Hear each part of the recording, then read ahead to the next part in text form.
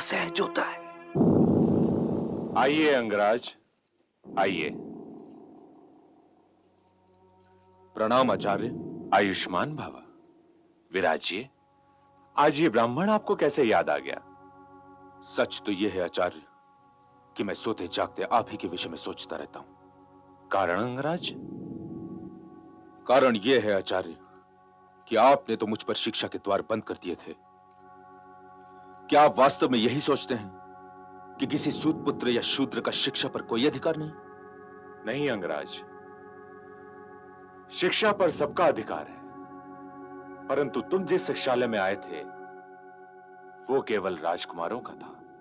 मान लिया, किंतु क्या आप अपने उस इनकार का परिणाम जानते हैं?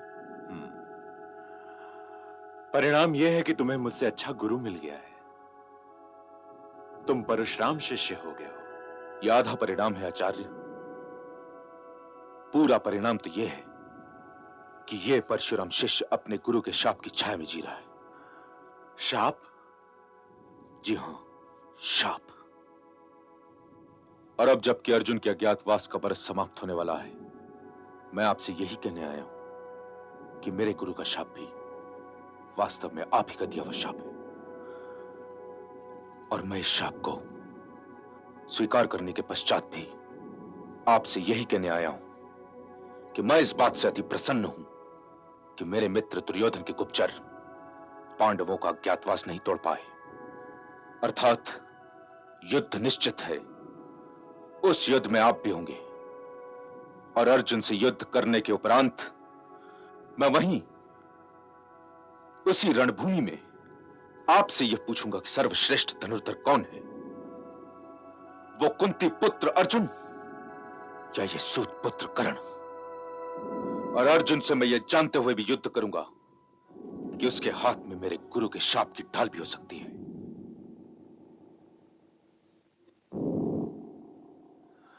यह भाषा तो क्षत्रियों की है अंगराज, क्षत्रियों की।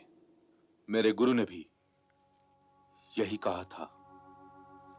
अंतर केवल यह है कि आप भाषा की बात कर रहे हैं और उन्होंने सहन शक्ति की बात की थी।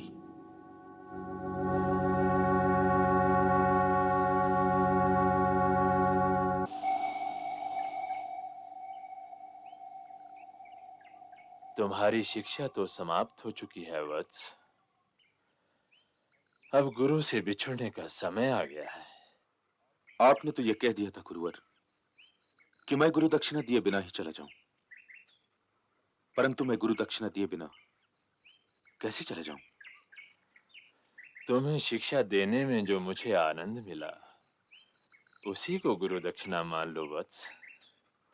तुम्हारे जैसे योग्य शिष्य कहां मिलते हैं आजकल किसी गुरु को। किंतु यह सदैव याद रखना कि तुम एक ब्राह्मण हो और क्षत्रिय धर्म की रक्षा करना तुम्हारा कर्तव्य है। और यदि तुम ये देखो कि क्षत्रिय अपने धर्म का उल्लंघन कर रहे हैं तो उनका विरोध करो, जैसे मैंने किया था।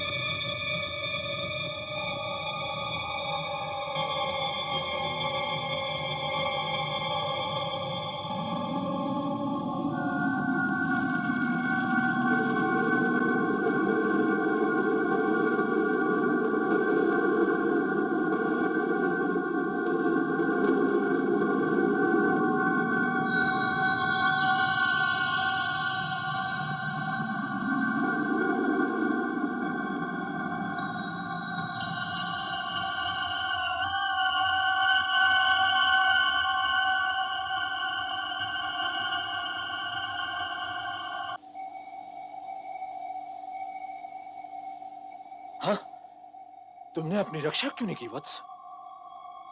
यदि मैं अपनी रक्षा करता तो आपके विश्राम की रक्षा नहीं कर पाता गुरुवर। विद्या अपने गुरु से झूठ बोलने वाले के काम नहीं आती कर्ण। मैंने क्या झूठ बोला गुरुवर? तुम ब्राह्मण नहीं हो सकते। कौन हो तुम? क्योंकि ब्राह्मणों में यह सहन शक्ति हो ही नहीं सकती। तुम क्षत्रिय हो और ब्राह्मण बनकर मुझसे शिक्षा ग्रहण करते रहे। मैं तो एक सूत पुत्र हूं। नहीं, तुम फिर झूठ बोल रहे हो। यह सहन शक्ति क्षत्रियों के अतिरिक्त किसी और में हो ही नहीं सकती। तुम क्षत्रिय हो और तुमने अपने गुरु के साथ कपट किया है। इसलिए मैं तुम्हें शाप देता हूं कि जब तुम्हें मुझसे प्राप्त की हुई शिक्षा की सर्वाधिक आवश्यकता होगी, तब यह विद्या तुम्हारी किसी काम नहीं आएगी।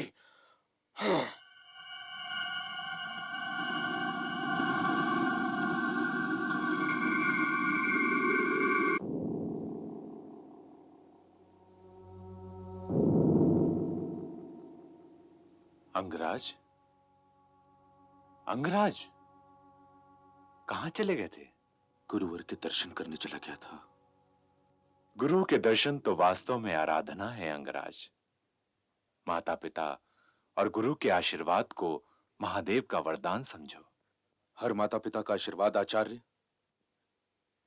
या केवल ब्राह्मण और क्षत्रिय माता पिता का आशीर्वाद? माता पिता की कोई जाति नहीं होती, या फिर उनकी अपनी ही एक जाति होती है। यूं पूछो तो गुरु की भी कोई जाति नहीं होती, स्वयं भगवान की भी कोई जाति नहीं होती।